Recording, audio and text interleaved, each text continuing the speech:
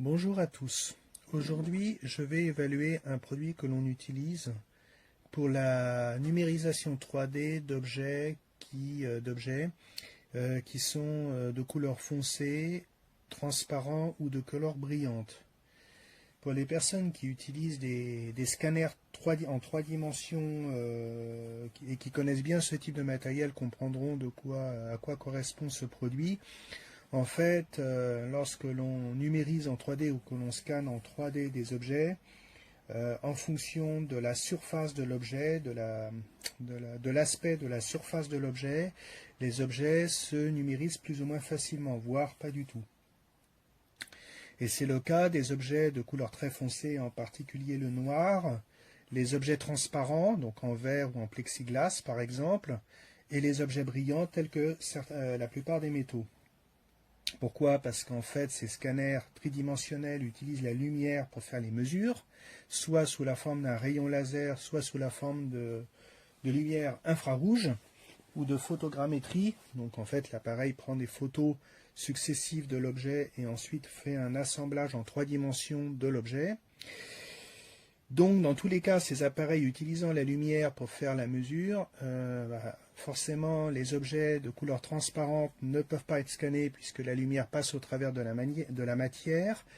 Les objets de couleur brillante ne peuvent pas être numérisés car l'objet se comporte comme un miroir et renvoie la lumière, ce qui perturbe l'appareil de mesure. Et les objets de couleur sombre, et en particulier le noir, ne peuvent pas être mesurés, tout simplement parce que le noir absorbe la lumière. Et comme ces appareils de mesure utilisent la réfraction lumineuse, donc le renvoi de lumière pour faire les mesures, si la lumière est absorbée par un objet noir, ça ne passe pas. Donc pour pouvoir scanner des objets dont la couleur, l'apparence n'est pas appropriée, on utilise en fait un colorant. C'est un produit qui va se déposer à la surface de l'objet sans impacter sa nature, donc sans l'endommager, et qui va lui donner un aspect blanc. Car le blanc se scanne très facilement. Et c'est le cas de ce produit. Donc ce produit proposé par la société RevoPoint, une société que je connais bien puisque je possède un de leurs scanners, propose des produits qui sont généralement qualitatifs.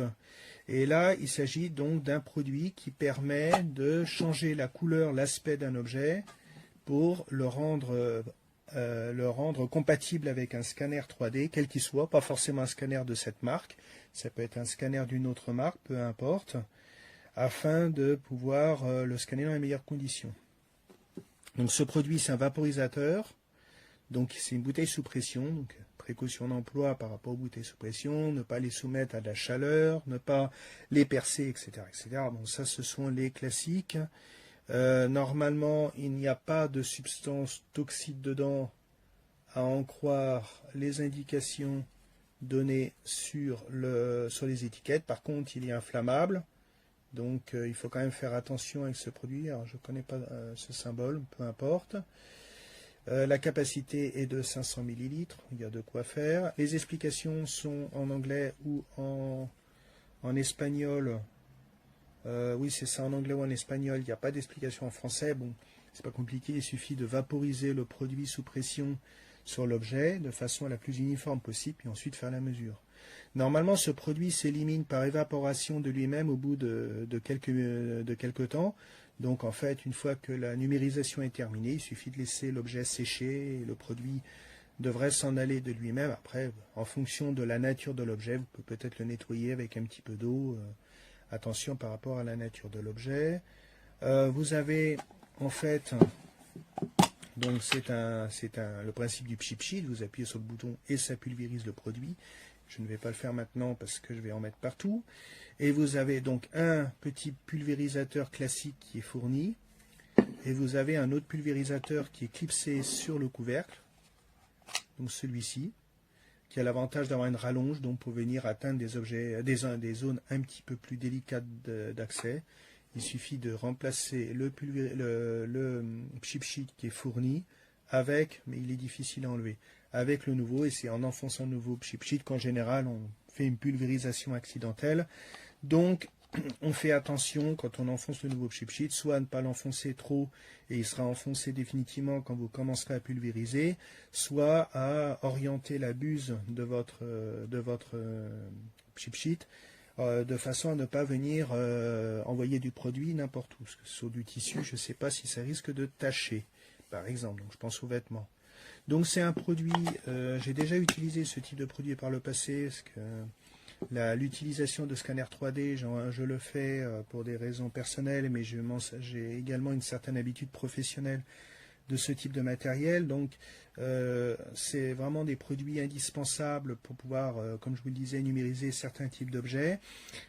Après, attention à ne pas en mettre partout, attention à ne pas faire des paquets, des amalgames de produits dans les coins de l'objet, parce que quand vous allez faire la mesure, bah vous allez, si vous avez des gros paquets de produits dans les petits recoins de l'objet, bah les gros paquets seront scannés, ce qui dénaturera la qualité de votre numérisation, puisque vous allez numériser des paquets de peinture, c'est une forme de peinture, qui ne font pas partie intrinsèquement de l'objet, donc vous allez, entre guillemets, déformer votre objet. Vous aurez un scan qui ne sera pas conforme à la réalité. Donc attention à ce genre de petites choses. Il faut garder, quand vous pulvérisez, il faut que votre buse de pulvérisation soit à une certaine distance de l'objet et non pas collée à l'objet. Et il faut savoir prendre son temps. Voilà. Donc ces produits, je vais le tester dans les prochains jours. Mais ayant déjà utilisé ce type de produit, je ne suis pas inquiet sur son efficacité. Et vraiment, ce sont des produits qu'il est indispensable d'avoir pour les personnes qui possèdent un scanner 3D chez elles ou qui l'utilisent à titre professionnel et qui ont le besoin de scanner des objets de couleur foncée, très foncée, de couleur transparente ou de couleur brillante. Voilà, écoutez, je vous remercie de m'avoir regardé et écouté, et je vous dis à une prochaine fois. Bye.